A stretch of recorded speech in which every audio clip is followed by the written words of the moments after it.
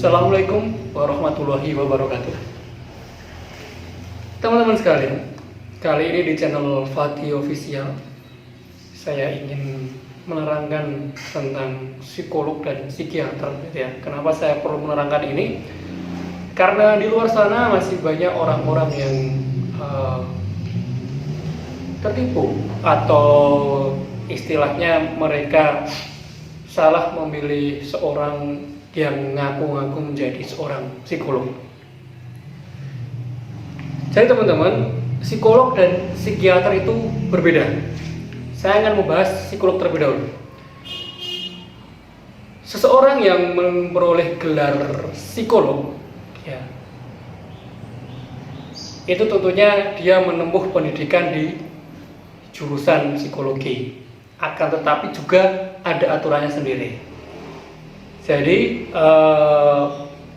pada sekitar tahun 1990-an gitu ya, orang untuk menjadi seorang psikolog cukup kuliah S1 psikologi plus pendidikan psikolog gitu ya. Jadi istilahnya S1 plus, yang itu gelarnya dia S.Psi psikolog gitu ya. Atau gelarnya mungkin depannya adalah doktoranda siapa psikolog atau doktoranda siapa psikolog. Itu pada era pendidikan tahun 1990-an, untuk menjadi seorang psikolog cukup kuliah S1 plus. Akan tetapi di era sekarang ini, jika teman-teman ingin mengetahui seorang psikolog atau ingin menjadi seorang psikolog, maka yang pertama yang perlu dilakukan adalah kuliah S1 jurusan psikologi, ya, dengan kurun waktu 3,5 tahun sampai 4 tahun. Kemudian setelah itu dilanjutkan kuliah S2 psikologi. Nah, S2 psikologi ini sendiri, jika teman-teman ingin menjadi seorang psikolog, harus mengambil dengan jurusan magister psikologi profesi, ya, bukan magister psikologi sains, bukan, tapi magister psikologi profesi, yang dimana nanti setelah teman-teman lulus S2 dari magister psikologi profesi, maka gelarnya akan menjadi M.Psi psikolog gitu ya. Tetapi jika teman-teman S2-nya melanjutkan ke magister psikologi sains, yang gelarnya nanti adalah M.Psi saja, yaitu berarti teman-teman bukan seorang psikolog gitu ya. Nah, dalam psikologi ini sendiri sebutan lulusan psikologi dibagi menjadi dua, yaitu yang pertama adalah ilmuwan psikologi, di mana orang itu hanya lulus S1 psikologi saja, itu sudah disebut dengan ilmuwan psikologi. Atau dia lulus S1 psikologi, kemudian S2-nya magister psikologi sains, itu juga disebut ilmuwan psikologi. Kemudian S3 dia adalah psikologi, secara berurutan ini berarti dia juga disebut ilmuwan psikologi. Akan tetapi jika dia S1-nya psikologi, kemudian S2-nya magister psikologi profesi, maka dia disebut sebagai seorang psikolog. Kenapa berbeda? Karena memang materi pembelajarannya juga berbeda, sehingga gelar yang diberikan pun berbeda pula. Nah, jadi teman-teman, jika di luar sana ada orang-orang yang mengaku menjadi seorang psikolog, tapi dia dicek pendidikannya tidak berurutan seperti tadi, ya berarti dia bohong, dia bukan seorang psikolog gitu ya. Selain itu, untuk mengetahui keaslian apakah dia benar seorang psikolog atau tidak, itu dibuktikan dengan surat atau sertifikat menjadi seorang psikolog, yaitu SSP. Kepanjangannya itu sertifikat sebutan psikolog. Siapa yang menerbitkan? Yang menerbitkan adalah HIMSI atau Himpunan Psikologi Indonesia, yang diberikan kepada wisudawan dari magister psikologi profesi. Selain itu, psikolog yang boleh berpraktek tentunya harus mempunyai SIPP. SIPP itu adalah surat izin praktek psikologi. Nah, SIPP itu yang menerbitkan juga HIMSI, Himpunan Psikologi Indonesia. Jadi teman-teman, ketika teman-teman datang ke seorang psikolog dan psikolog itu tidak bisa menunjukkan SSP, SIPP gitu ya, bahkan track record pendidikannya juga tidak jelas, maka berhati-hatilah. Bisa saja dia adalah bukan seorang psikolog. Yang ramai beberapa waktu yang lalu di Indonesia, di jagat media sosial, ada orang yang mengaku doktor psikologi gitu ya, memberikan pelayanan praktek psikologi, dan ada beberapa prakteknya yang menyimpang gitu ya.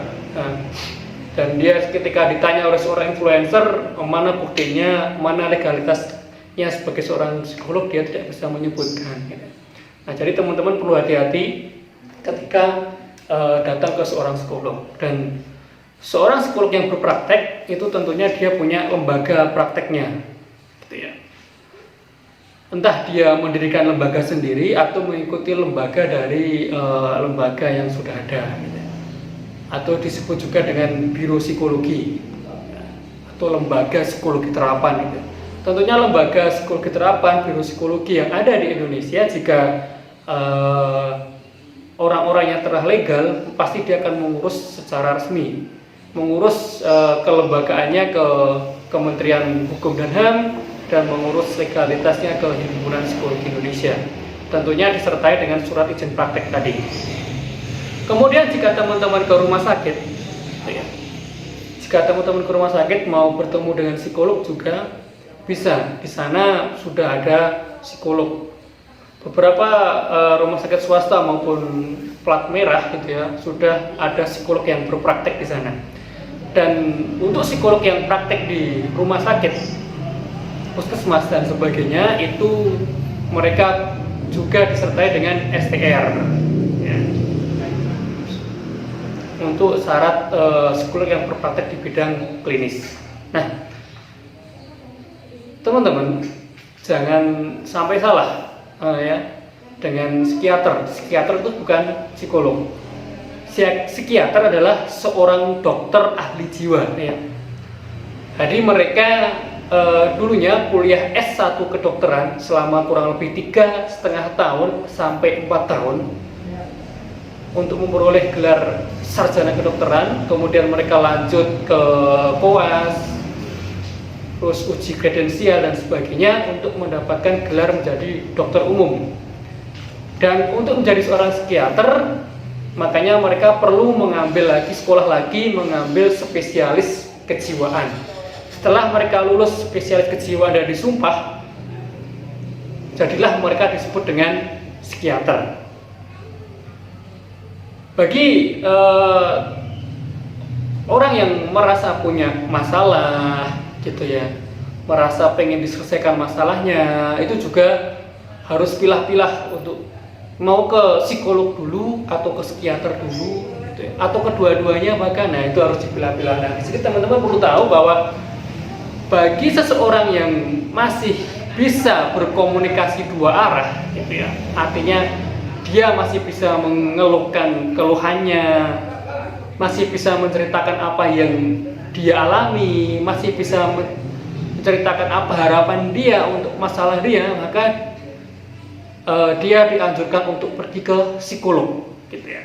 Karena permasalahannya insya Allah bisa ditangani oleh seorang psikolog dengan psikotes, konseling, atau terapi, intervensi dan sebagainya. Itu nanti ada ranahnya di psikolog. Akan tetapi jika dia sudah tidak bisa diajak berkomunikasi dua arah, ya artinya diajak ngobrol atau ditanya saja sudah mencela-mencele, sudah tidak bisa menjawab, atau pasif linglung dan sebagainya, ya itu perlu dibawa ke psikiater supaya dia juga diberikan konseling, juga bisa diberikan obat gitu ya. Karena dokter kejiwaan atau psikiater itu kewenangannya adalah untuk memberikan obat, sedangkan psikolog tidak berwenang untuk memberikan obat. Nah, psikolog ini juga dibagi menjadi beberapa bidang ya. Bidang pokoknya adalah psikologi klinis, kemudian ada psikologi industri dan organisasi, psikologi pendidikan, psikologi sosial, psikologi perkembangan. Ya, pokoknya ada 5 dan ada beberapa cabang pokok pengembangan dari 5 itu. Nah, teman-teman, seorang psikolog juga tidak bisa menangani semua kasus. Pasti ada beberapa kasus yang tidak bisa dia tangani. Akan tetapi jangan khawatir jika teman-teman punya kasus datang ke psikolog A dan psikolog A ini tidak bisa menangani kasus teman-teman, teman-teman tidak perlu merasa khawatir karena teman-teman akan dilimpahkan ke psikolog B atau C atau D yang lebih expert, lebih berpengalaman tentang kasus yang teman-teman alami gitu ya. Jadi kita para psikolog itu punya jejaring, kita punya link. Jadi ketika kita tidak bisa menangani kasus ini, ada rekan psikolog lain yang akan bisa menangani. Tentunya ketika kita melimpahkan klien ke psikolog yang lain, kita memberikan surat rujukan dari riwayat teman-teman gitu ya, supaya psikolog yang lain bisa membaca dan memahami masalah teman-teman. Dan di era sekarang ini, ketika teman-teman mencari psikolog yang legal gitu ya, itu juga tidak sulit kok, mudah. Tinggal teman-teman browsing saja di internet, kontak Himpunan Psikologi Indonesia. Ya, baik mau mengkontak psikologi, pimpinan psikologi di Indonesia, pusatnya atau wilayah atau provinsinya atau cabang di kota kabupatennya bisa.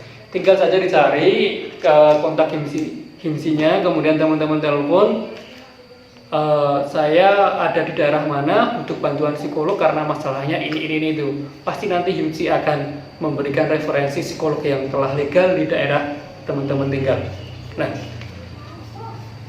kemudian jika nanti teman-teman datang ke psikolog dan ternyata permasalahan yang dialami teman-teman ini membutuhkan penanganan lebih lanjut menggunakan obat, ya tentunya para psikolog ini akan merujuk teman-teman atau kliennya itu ke dokter jiwa atau psikiater. Jadi psikolog maupun psikiater kita tetap saling kerjasama. Nah, di sini di era sekarang ini karena adanya wabah COVID-19, teman-teman yang merasa punya masalah karena dampaknya dari COVID-19 dan perlu diselesaikan, itu ada banyak psikolog yang bersedia untuk memberikan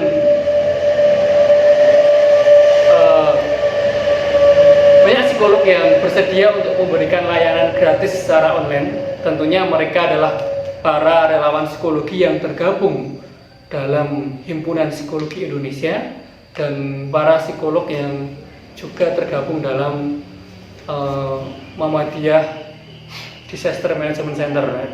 Nah, jika teman-teman pengen mengakses psikolog-psikolog dari HIMSI untuk pelayanan gratisnya, ya silakan kontak HIMSI gitu ya.